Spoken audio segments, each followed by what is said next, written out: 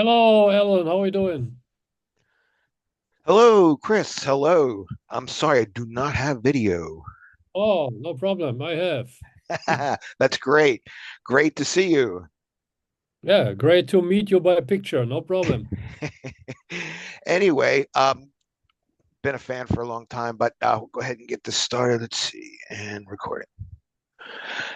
All right. And I'm Alan, otherwise known as the Elitist Metalhead with MetalRules.com, and we're talking with Chris Boltendahl from the legendary Gravedigger. Great to see you. Been a long time fan.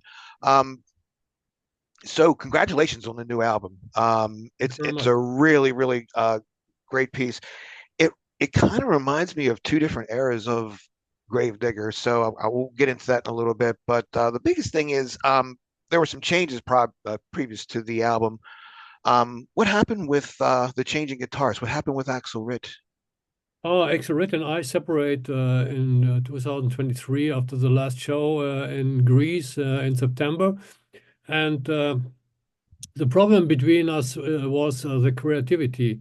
And I felt that our creativity is at the end. I was not satisfied with different things he played on stage. And so I decided, okay, let's go separate ways. And yeah, and Tobias, I know from my solo project, the Chris Boltendahl Steelhammer. And yeah, after Axel was out of the band, I asked him, hey, you want to join the band? We have a new album. We want to do a new album. Are you interested? And he's an old school guy. And then he said already, hey, let's do it. No? And now he is also now since 1.5 year more or less in the band. Great, that's awesome. So he's actually played some shows and everything with you. Oh, a lot of shows we played together. Also a lot of shows this year. And yeah, it's an amazing guitar player, and that you can hear on the new album. Oh yes, absolutely. Yeah, I was definitely going to get into that because, as I said, it kind of reminds me of because I was listening to. I've been a fan, like I said, for a very long time, so I was kind of listening to the mid-era, like the end of the '90s, early 2000s era, where that trio of albums is my favorite, and then going back to Heavy Metal Breakdown, and it seems like there was a lot of influence from those eras that are on this album. Is that on purpose? Yeah, for sure. Because when we started to write the new album, wanted to bring back the essential signature sound of Gravedigger, and with very simple song structures, with a four-piece band without any yeah bling bling, and that was the main goal we have in our mind, and to bring back the spirit and the vibe of the 80s, but not sound like a retro band, Right, like right. a lot of bands try to sound like. And yeah, I think it was a challenge to go this way. And it's also the first album without any keyboards. Yes. So Yeah, I did notice that. yeah, it reminds me. I think it's a good mixture of the era of heavy metal breakdown and the Reaper album. Yes, exactly. And yeah, the Gravedigger, yeah. And those albums are really, as I said, those three, Excalibur, the Gravedigger, and Rheingold, that trio is definitely my favorite. Yeah, I think so that it has also the darkness of the Gravedigger album Yes, a bit. So yeah, it's good notice by you. yeah, definitely that aggressiveness. And I think because that's a really more aggressive album than the other two. So it definitely is, I like it that way. So much heavier. So some of the songs on there, are definitely really good. You chose to release which Kingdom of Skulls was the first single. Is that correct? Yes. Yeah. Any story behind that song or just It's the story behind that is it's a typical German gravedigger lyric, with this dark topic, and yeah, it's some kind of a little horror story you can tell children on when they go to sleep. So it's yeah, a lullaby. No, at the end, I like this kind of lyrics which have skulls and death and all this stuff. right. The There are darker a lot of side. lyrics this way. Also, the Graveyard Kings is this kind of lyric, and the Bone Collector. I like the chorus of the Bone Collector because it's he is a bone collector, death protector, grave dictator. You don't fear the Bone Collector. That is a lot of cliche. So it's my cup of tea. And that's what's great about metal is because of that cliche, because of almost like that cheesiness. I think it's great though. I think it's fantastic. And that's another thing too about this album. The choruses, I think again, getting back to the basics where, writing heavy, great riffs, in your face riffs and really good choruses and the soloing. So you said the Tobias has been with you since your solo band, correct? Yes, and for this album, we left this the part of making epic choruses, yeah, with a lot of keyboards, a lot of background vocals. I think when we started with Gravedigger, we had this never in mind. That came up with Tunes of War when we start with concept CDs. Mhm, right.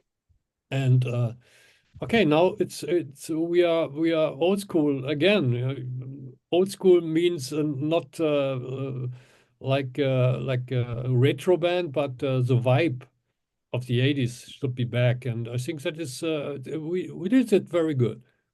And I think right. I think that's definitely it because there's also a freshness to this album where it sounds you guys have. I mean, it sounds more fresh than you sounded in a really long time, and I guess I mean, you can contribute that to the new blood, in the band, I guess, and would that be, fair Yeah, to we say? started back to count back our years, our age. We go back from when I reached the 60. I'm counting back now, and now I think I reached again the 40s, and yeah, with fresh new air and energy, and no, anyway, uh, it's I think if you love something and it's your profession more or less to do that, you're addicted to this kind of music, then you can show it also on a record. And think you noticed it very well because this time we had a lot of fun writing all the stuff.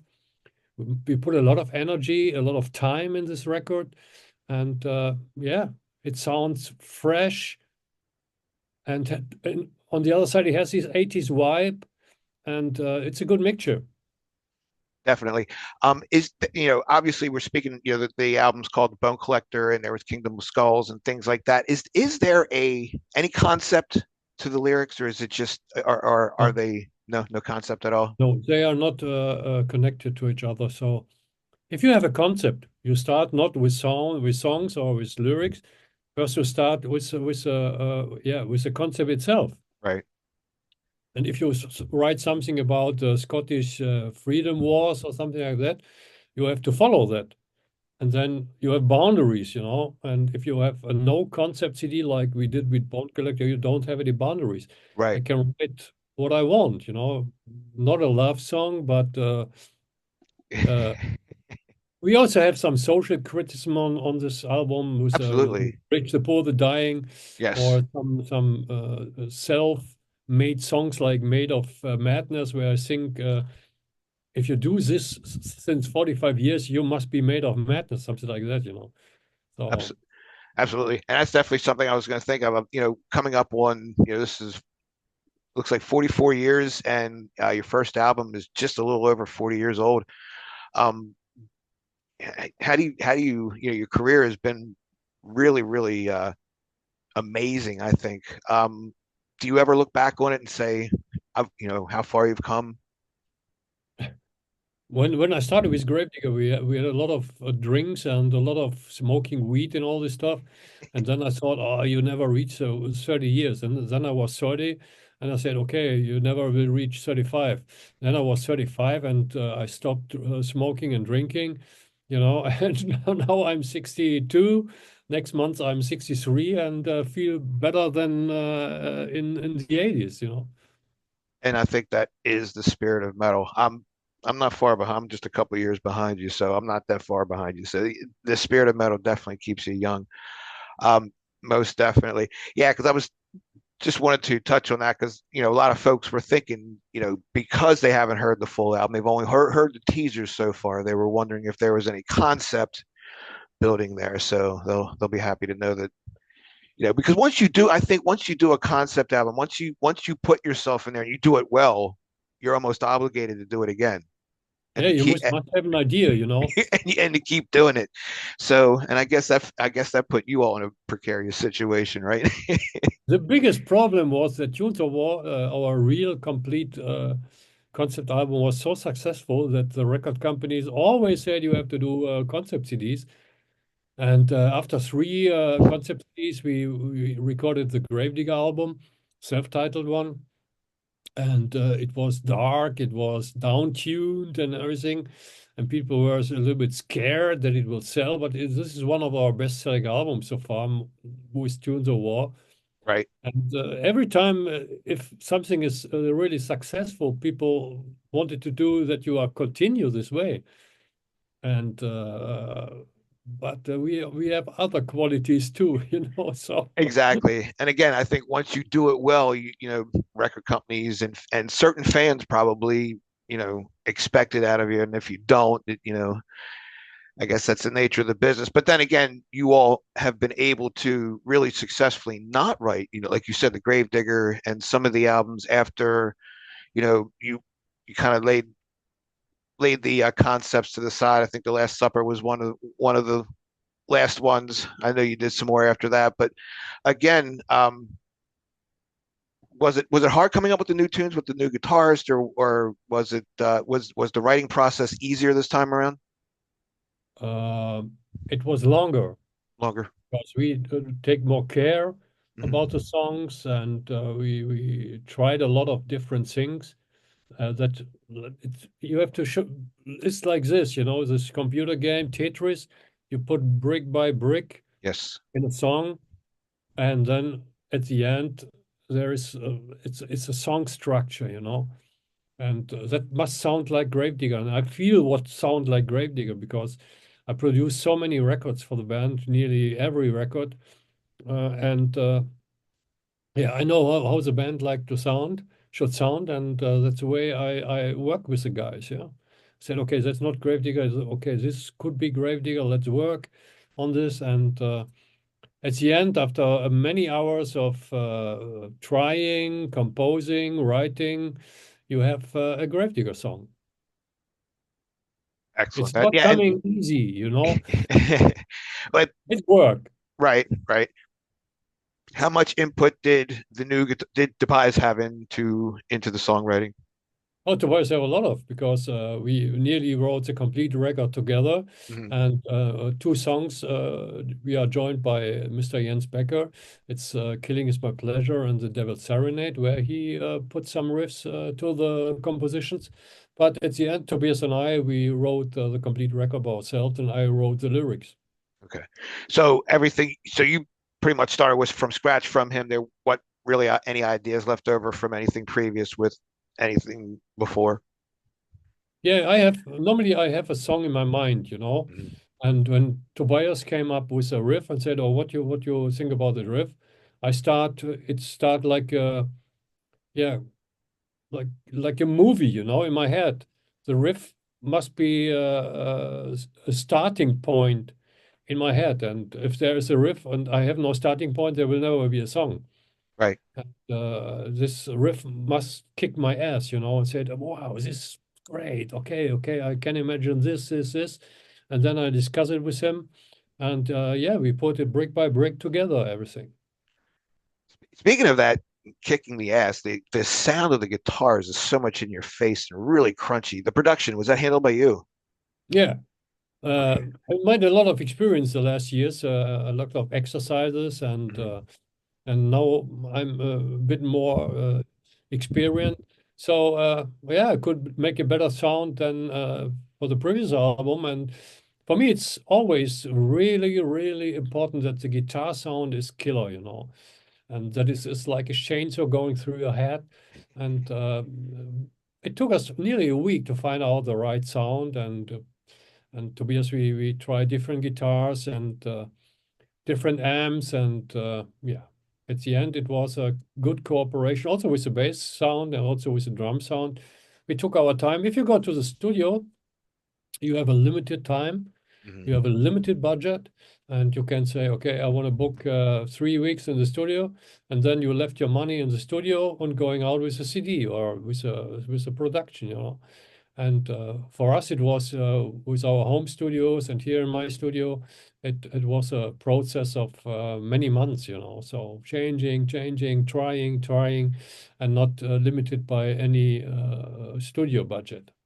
And I think I think a lot more artists are actually doing that these days, you know, building their own studios, having their own home studios because it's so much easier to do.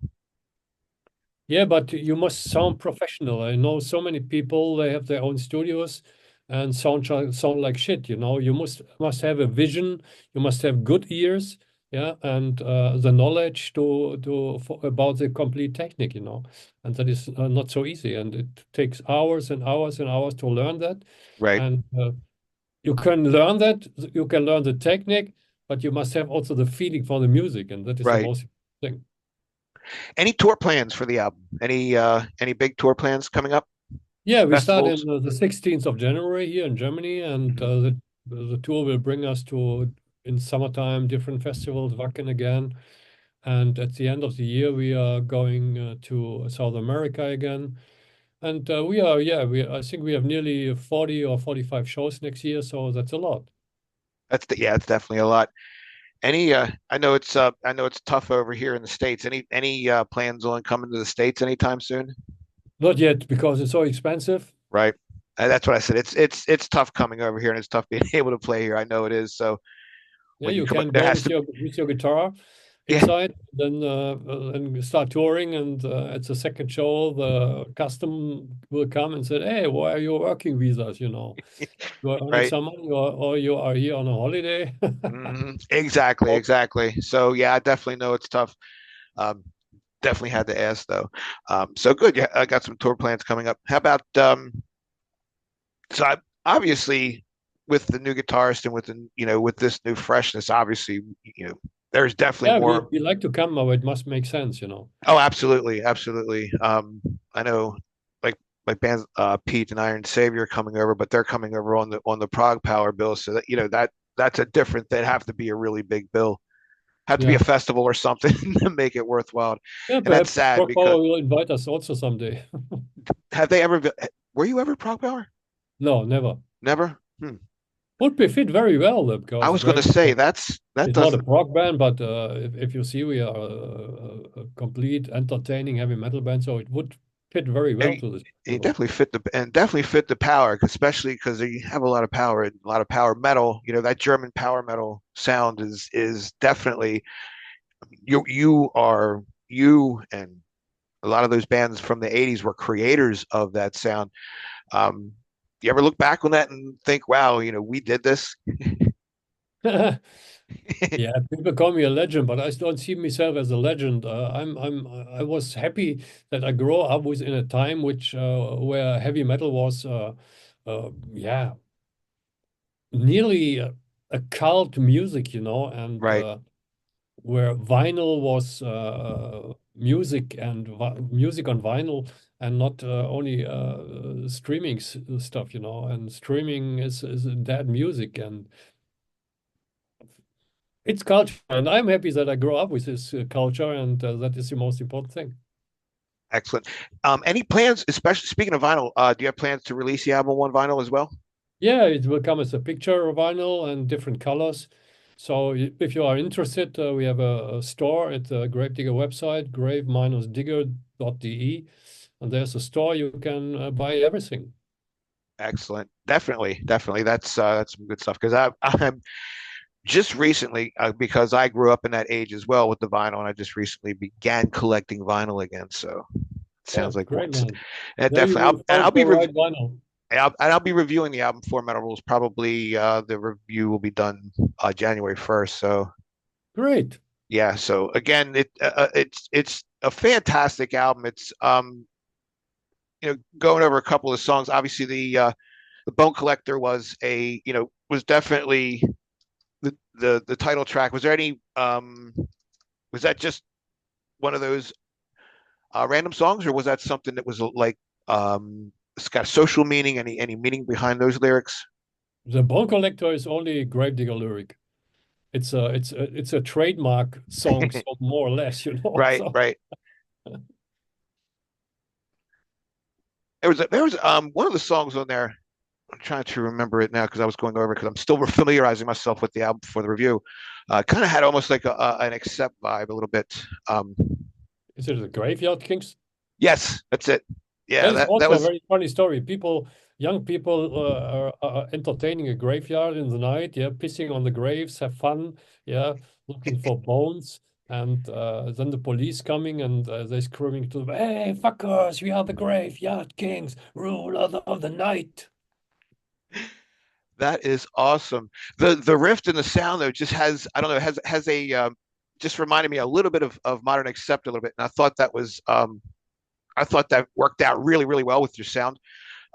You got really low with your voice, a little bit more guttural with your voice on that one. I like that one. I think there's a funny lyric. So it's an ironic song, and I like the chorus. It's Graveyard Kings, rulers of the night. Definitely, and as I said, and that's going back to the song structures. I think that is what makes these songs so catchy is the fact that they are done in that manner, with the great choruses, and you're right, they're not, even though they're great choruses, they're not as large and pompous as they were before. So they're stripped down, but they're still effective, and I assume that was Right. something you were going for as well. If you listen to this, for example, this Graveyard King's rulers of the night, raise your bones against the moonlight. That is something you can imagine yourself, yeah, being on the graveyard and finding some old fucking bones, raise them against the moonlight like a trophy. Oh yeah, absolutely. Takes you back, right? Yeah. Again, taking you back. So that is actually is one of my favorite songs on there. Um, the rich, the poor, the dying. You mentioned that earlier. That's probably one of the fastest and heaviest songs on there. And you said that has a little bit of a social meaning, obviously. Um, what was the actual meaning behind that one? Yeah, that there are really small percentage in the world have a lot of money.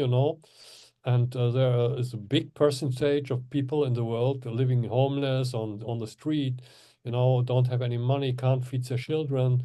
A lot of children living in poorness. So I think, but anyway, it's a way of life. But from time to time, I have to say about something like this. And there is also a quote in it. It's money for nothing and death for free. You Right, remember that? It's money for nothing and chicks for free. It's from the Dire Straits. right, exactly. It's a little bit different now, most definitely. Again, now obviously the album's a little over 45 minutes. Is that so? Did you record it so it could fit on vinyl? Yeah, I think it fits. The complete album fits on two sides on a vinyl perfectly. That was not our target at the beginning, but when the record company asked for the vinyl, I put it here together. The master in my studio said, "Oh, it fits very well. Sounds good." Yeah, and it's perfect for vinyl. Okay, so it just happened to be that it wasn't intentional because a lot of bands right now are doing that intentionally, making albums in length that will fit on vinyl and sound good. So I was just wondering if that was intentional. No, no, that was not the intention. I would also put some song down, if it not fit on a vinyl stuff. But anyway, it was perfect, and they said, "Hey, good, nothing to change." There you go. Speaking of which, any bonus tracks or anything like that? Bonus tracks. We have two more songs in the pipeline, and that will be released as an EP next summer before we joined the Wacken Open Air again for the 45th anniversary. There will be some kind of limited edition. Fantastic, excellent. So obviously, after all the touring and after this album, what's next for Gravedigger? Just keep on rolling. I hope so. We have many years to come. If everybody stay healthy and I don't lose my voice, we have a couple of more records, definitely. Excellent, excellent. So the chemistry in the band right now is much better than it was prior to. Yeah, it was definitely. Okay, It is excellent. definitely, sorry. Fantastic. Well, thank you so much for speaking with me today. It was really great to see you. Really great to talk to you. Like I said, I've been a fan for a really long time. The album is fantastic. The album is called Bone Collector. It is out January 17th, correct? Yes, Yes, January 17th. Um, and you can get it at grave-digger.de. yes. All right. Well, thank you very much, Chris, and thank you for speaking with me today. Okay, Els, have a nice day. Enjoy your Christmas time. Have a good New Year, and hope to see you someday. Thanks for everything. All right. You too, sir. Thank you, and you have a great holiday to you and yours as well. Take care. Thank you. Bye bye. Bye bye.